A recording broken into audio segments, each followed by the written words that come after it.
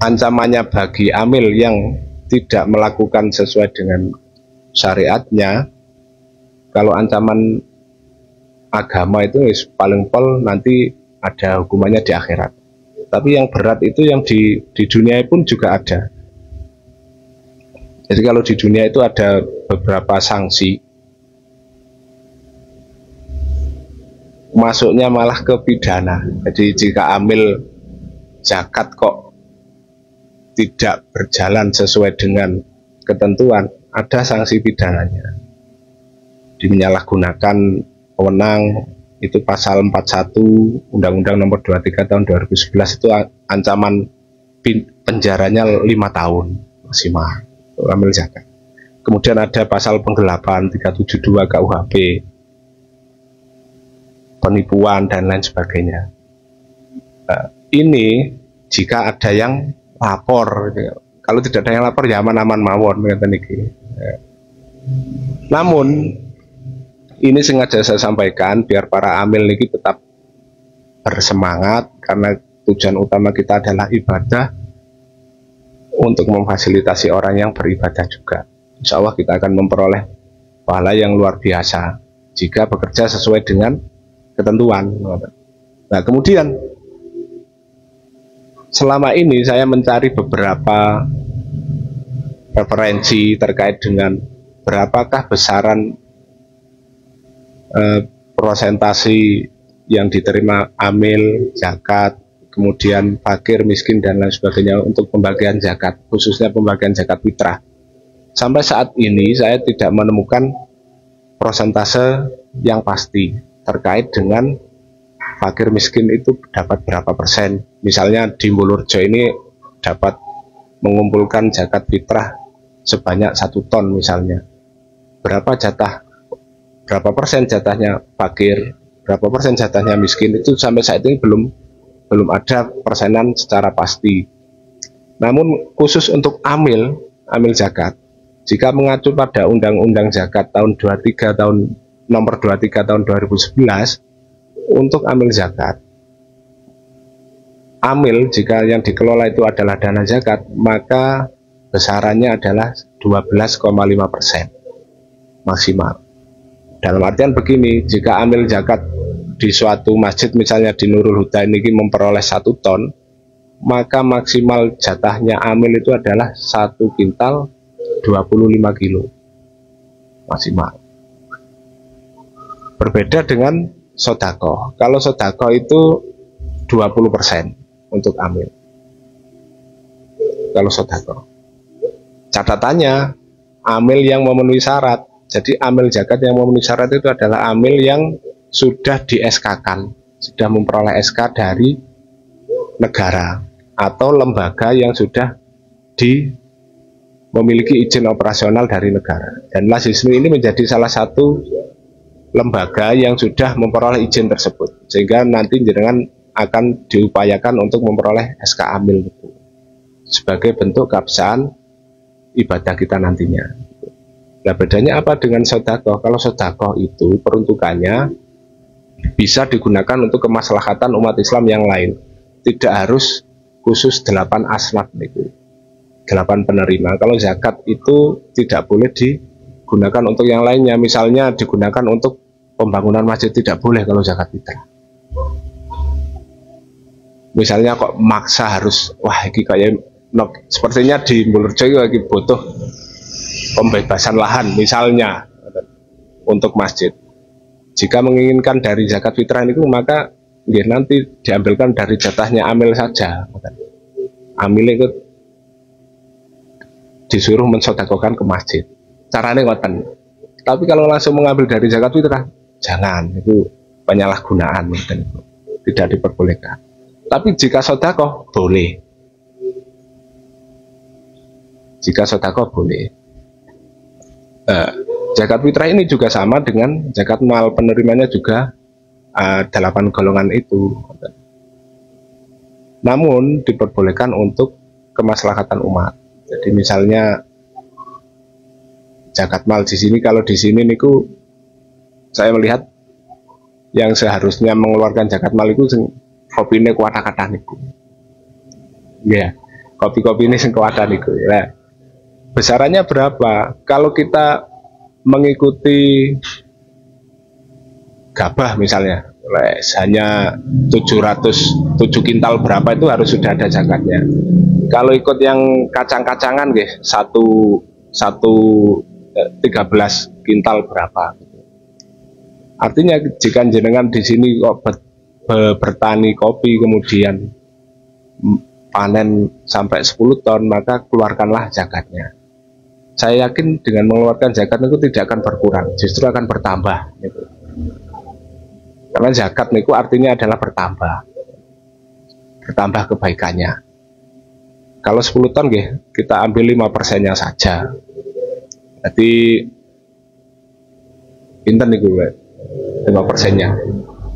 Nah, kalau berarti setengah kintal. Ya, kalau 10 ton. Itu di zakat. Kalau jenengan sudah begini, aku wis ngowahi wong-wong. Itu niatnya zakat apa niat sedekah gitu loh. Kalau sedekah kan berbeda. Jadi kalau sudah terlanjur karena kan wajib mengeluarkannya setelah panen gitu ya. Jadi kalau sudah terlanjur kita tunggu tahun depan mawon. Saat itu kadung. Jadi kalau tahun depan misalnya panen 10 ton yang setengah kintal diniatkan untuk zakat mal. Dan insya Allah itu akan menjadi lebih berkah. Nah, caranya melihat bagaimana harta saya ini berkah atau tidak. Carane ketika mari panen itu jenengan bisa bedakan nanti setelah panen aku zakat karo sing sadurung niku mari panen gak zakat. Cara membedakannya niku ngeten. Ketika setelah panen kemudian kita berzakat, barokahnya niku akan tampak. Nah, cara mendeteksi harta kita barokah atau tidak itu gampang. Misalnya ada di duit kok entake gawulis gak karuan niku, berarti gak barokah ngoten tok. Tapi podo-podo di duit terus entake kedeteksi kita gigi genah niku barokah. Podo-podo entake sebenarnya. Tapi berbeda ngoten. Yang membedakan hanya itu. Jadi harapannya yang jenengan sebelumnya niki tidak berniat untuk zakat mal niku, khususnya yang sudah panen kadah niku belum berzakat mal segera menunaikan zakat mal. Yang penting itu niatnya. Misalnya jenengan aku panen 10 ton sing sak ton kita sumbangkan misalnya. Bahasanya disumbangkan, maka itu masuknya di sedekah. Bukan zakat mal. Jadi tetap ada niatnya, diniatkan. Kenapa kok 5%? Karena ada perawatan. Misalnya kopi ini gak dirawat belas diumbar kok panen 10 ton, maka 1 ton 10% zakatnya. Perawatan. Kalau dalam bahasa fikihnya niku yang pengairan. Tapi niki yes jogo-jogo lah daripada ketika kita sudah meninggal ditanya kan kacau malah. Mending sih. Oleh pengetahuan ini kita tunaikan zakat kita. Nah, selain zakat pertanian ada juga zakat lain. Misalnya jenengan atau kita memiliki uang di bank misalnya 100 juta atau berapa.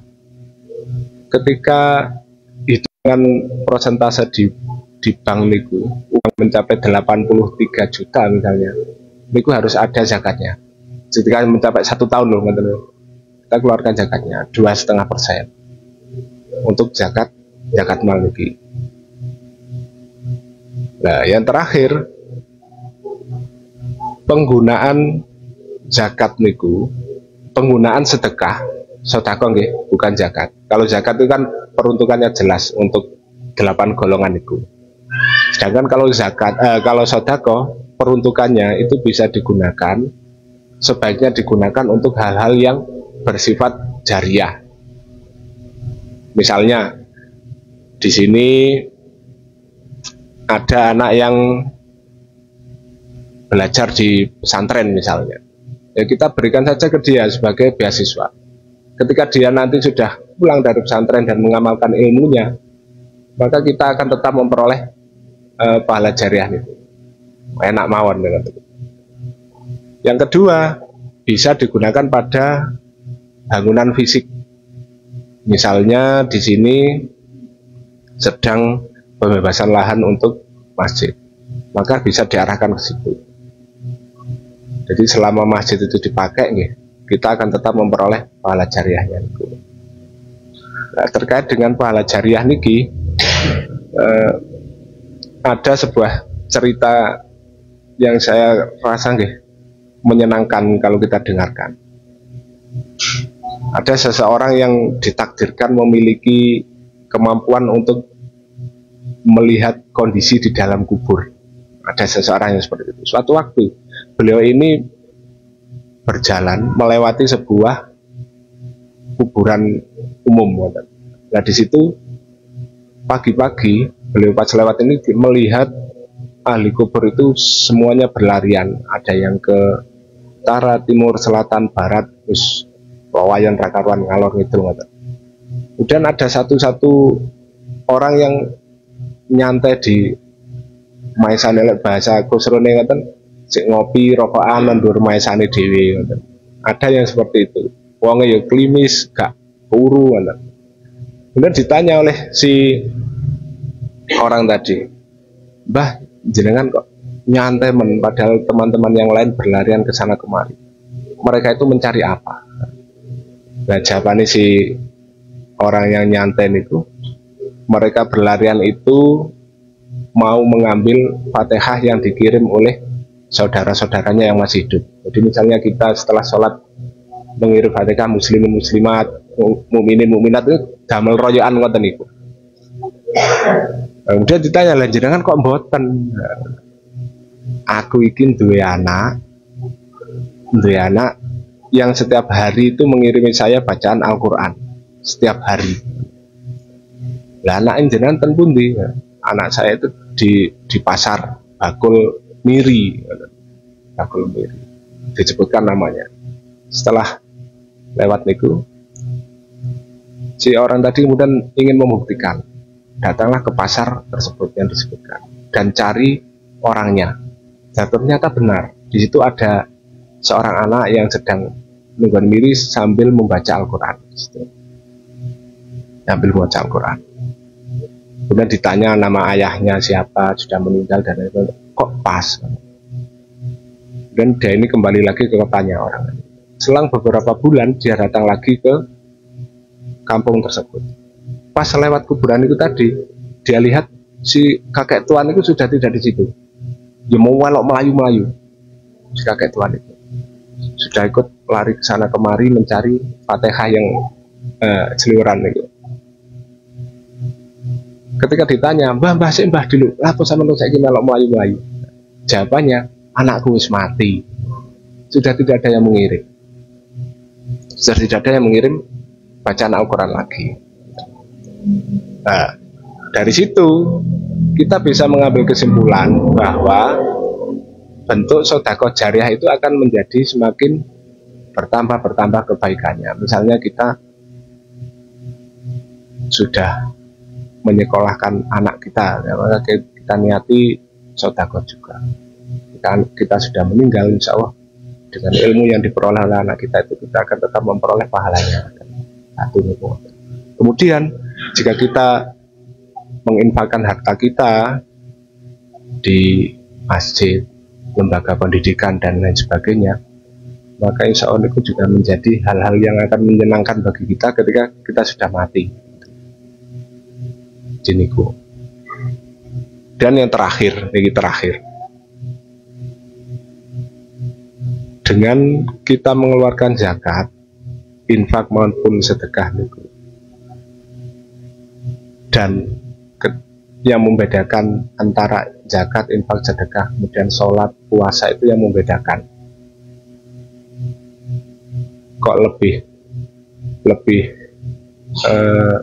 banyak disebut zakat, infak dan sedekahnya itu banyak yang disebut daripada sholatnya. Jadi di Al-Quran sendiri itu orang-orang yang sudah mati itu ingin dihidupkan lagi. Ketika ditanya malaikat, "Kenapa kok ingin dihidupkan?" Jawabannya, "Saya ingin bersedekah, bukan saya ingin sholat." Nah, ahli tafsir kemudian menyatakan ketika kenapa kok jawabannya begitu, karena kalau sholat, puasa itu kembalinya kepada diri sendiri. Tapi ketika sodakoh, maka kembali kepada diri sendiri dan orang lain. Jadi itu yang menyebabkan betapa besarnya pahala jariah. Oleh karena itu, mari kita bersama-sama untuk selalu rutin dalam bersedekah. Bowoh pun kita niatkan sedekah ngoten lho. Jadi enak. Tapi malah ditulis ya amplopnya. Oke. Jadi kita niatkan niku mawon, enak. Tapi lek gak ditulis sih malah gak lek gak teko. Jadi niku ngoten. Dan mudah-mudahan kita bisa mengambil hal-hal yang baik dari yang sudah saya sampaikan ini. Karena saya biasanya niku kalau menyampaikan kalau tidak ada teksnya niku kesulitan. Pasti luarah belarah. Harus ada panduannya. Gak kulino kula kon ngeten iki lho. Karo sopak dilan ngeten. Loh, kan tanya jawab. Oke. Gipun, jika tanya jawab ini dalam hal zakat, infak dan sedekah, monggo. Nah, monggo.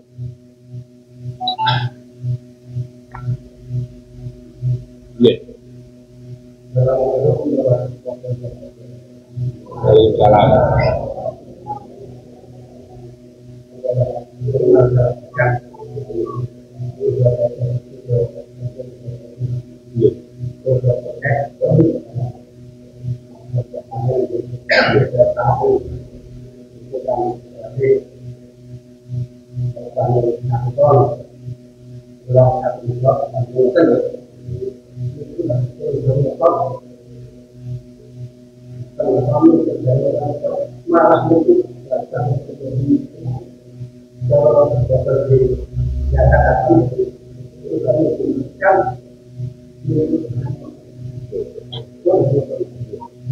Oke. Jika sudah waktunya mengeluarkan zakat, tapi tidak mengeluarkan zakat, ketika dimakan apakah haram? Nggih mboten, tidak haram. Cuma ngeten, kalau misalnya kita hidup di zamannya Abu Bakar, Umar, awake mesti dipateni, Pak. Jadi pembangkang zakat niku besar resikonya. Lek gak gelem bayar pateni. Kalau pada masanya Abu Bakar dan Umar itu ancaman akhiratnya itu luar biasa. Jadi harta kita yang seharusnya kita keluarkan zakatnya kok tidak kita keluarkan. Di dalam hadis itu disampaikan nanti akan dirupakan timah yang panas itu loh, kemudian digerujuk nyawa yang kan. Jadi ancamannya seperti itu, ancaman akhiratnya. Biasanya awake dhewe niku gak patek wedi lek sing ngoten niku. Termasuk banyak amil zakat yang tidak takut dengan ancaman akhirat. Allah ngene sebenarnya gak tak ke dewi. Biasanya kan ngoten niku. Namun ketika ada ancaman dunia wes mesti wedi, Pak. Pidana iki misalnya ngoten niku wis age-age. Kalau pertanyaannya haram atau tidak nggih, tidak. Tapi nggih niku kembali lagi ke barokah niku. Bisa dilihat nggih.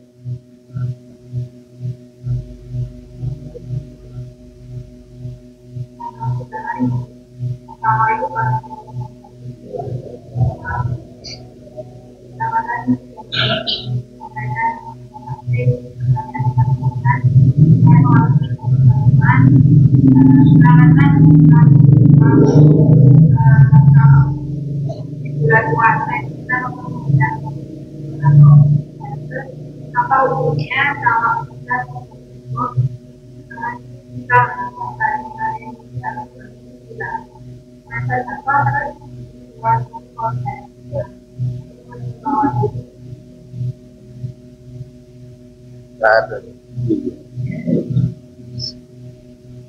saya sempat dapat pertanyaan yang sama ngoten niku. Kalau yang melakukan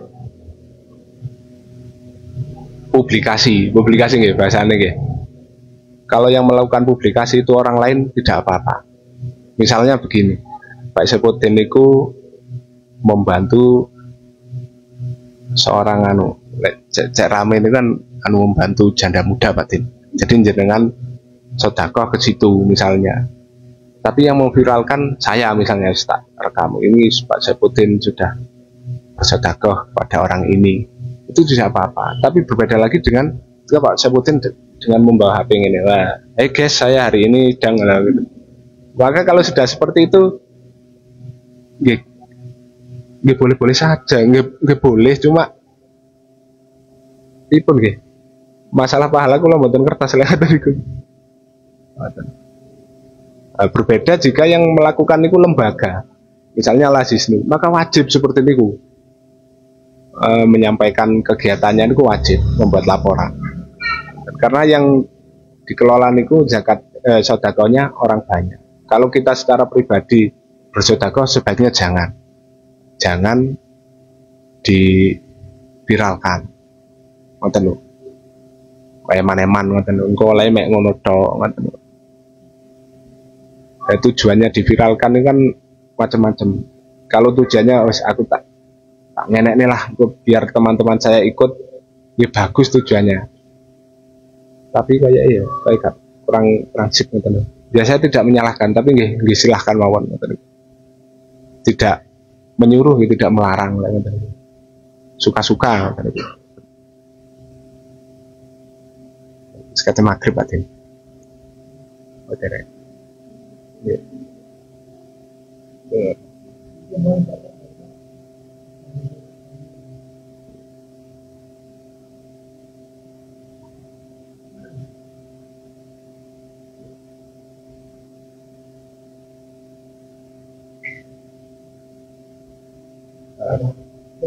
Nggih.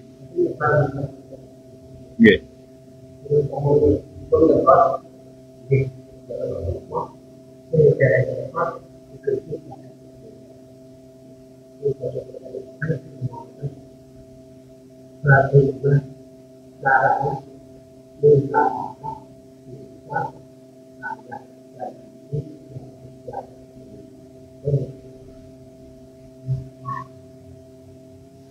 Oten.